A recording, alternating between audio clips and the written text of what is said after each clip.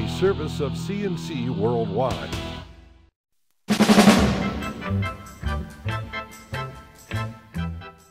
The Daily is a service of CNC News and Jib Jab Greetings. I'm Bud Lowell, your full AccuWeather forecast right across the top of your CNC local news pages. Check that out, please, because we've got a quick in and out coming. A winter storm hitting the Finger Lakes and western New York Friday morning through Friday night and into Saturday.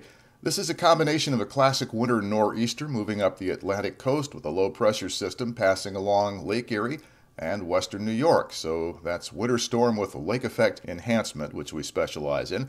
Together they'll spread everything from light to heavy snow, winter mix, and maybe even some rain, depending on just where you are, gradually changing over to all snow as the day moves through afternoon and into evening. Colder air is coming in as the low passes. That will also cause the snow to taper off, though, and stop sometime early Saturday.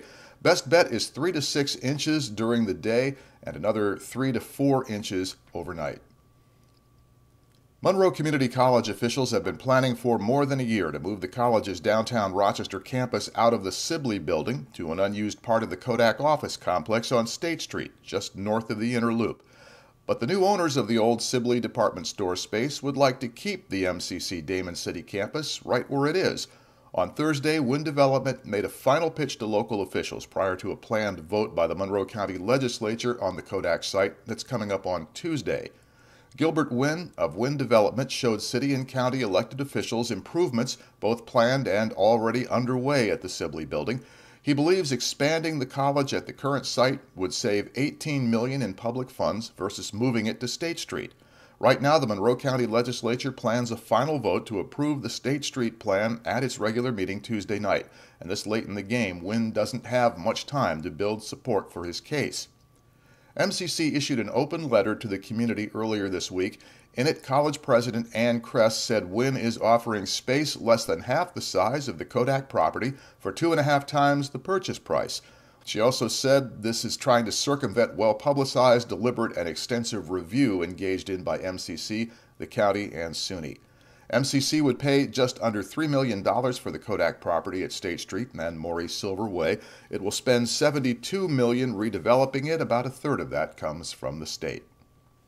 According to the Buffalo News, the Seneca Indian Nation has petitioned the state for rights to develop a casino in Rochester. The paper says the Seneca Nation wants to wrap the deal for a Rochester casino up in a larger package that would see the Senecas begin paying on more than $500 million the nation owes to the state and local governments around its existing casinos. That money is due from the Seneca's Niagara Falls and Salamanca casinos. The Indians have been paying it into an escrow account since complaining that the state broke its 2002 gaming compact with them. An arbitrator has been working on the issue. The Senecas have proposed building a casino in Rochester before. This time, they have asked Governor Cuomo to add Rochester to a list of 7 possible casino development sites in return for their release of the escrowed funds. The Senecas would find a development partner to possibly build the casino. When the Senecas last proposed a Rochester casino in 2011, speculation over possible sites ranged all over from the Kodak Park property to Midtown. Mayor Tom Richards said Thursday he would rather not see a casino downtown because the city has a vision now of what it wants there and is well along with making it happen. Richards says that doesn't mean he wouldn't be in favor of a casino somewhere else in the city. He would just be very careful about how it's done. Brockport police have charged a 29-year-old Hilton man with attempted murder. They say Michael Pacheco is the man who stabbed another man at the Willowbrook Apartments on West Avenue in the Village just before dawn Thursday. He's also accused of assaulting his ex-girlfriend and a 2-year-old child. The stabbing victim's identity hasn't been released. Police said he is recovering at Strong Memorial Hospital. The woman and child were treated at Lakeside Hospital in Brockport and released. And federal authorities say a Rochester man will spend nearly 3 years in prison and 5 years on supervised release after being found guilty of failing to register as a sex offender. James Willie Kimball dropped out of sight after Rochester police contacted him. He was found nearly a year later in Florida, which is where he failed to register because of previous convictions.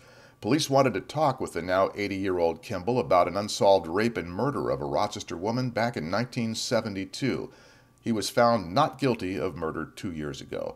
Kimball was declared a level 3 sex offender after being found guilty of raping a 17-year-old Rochester girl in 1981 and of attempting to rape a 6-year-old. To the left of the player window, links to these and other stories, and at the bottom of the page in the gray bar, links you can use to post news directly to us. You help determine our coverage by the things you share with us that you know about that are going on in your neighborhoods. So the next news is as it happens. Updates are when necessary. I'm Bud Lowell, CNC News.